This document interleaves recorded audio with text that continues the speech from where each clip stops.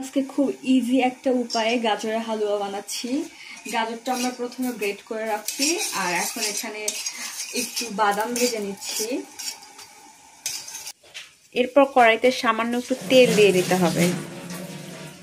তেল দেওয়ার পরে একটু সামান্য কিশমিশ ছেড়ে দিলাম। আসলে আমরা নতুন রাঁধুনি, ট্রাই করছি। এরপর আমরা প্যানে একটু ঘি নিচ্ছি। ঘিটা দেখা, আমরা ঘি নিতে চাচ্ছি। ঘিটা একটু, কিন্তু ঘি বের হচ্ছে না, অন্য একটা ছোট চামচ দিতে হবে।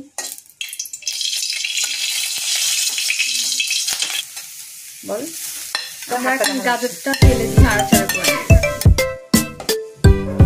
এখন আমরা এখানে অনেকটা চামচ দিয়ে দিচ্ছি। 1 কেজি দুধ দিয়ে দিয়েছি।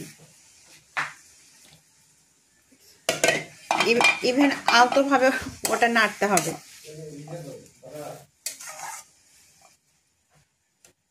আমরা একটু সুজি ভেজে নিব। চিনি দিতে হবে স্বাদ মতো, চিনি, কিশমিশ, দারচিনি, সাদা এলাচ দিয়ে আস্তে, জালটা অনেক আস্তে দিতে হবে যেন সিদ্ধ হয়। এখন গুঁড়া দুধ দিয়ে দিচ্ছি 2 প্যাকেট।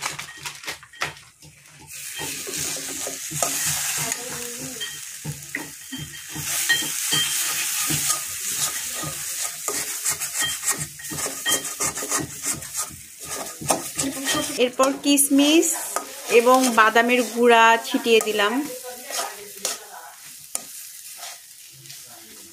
একটু চিনি। এরপর আঠালো না হওয়া পর্যন্ত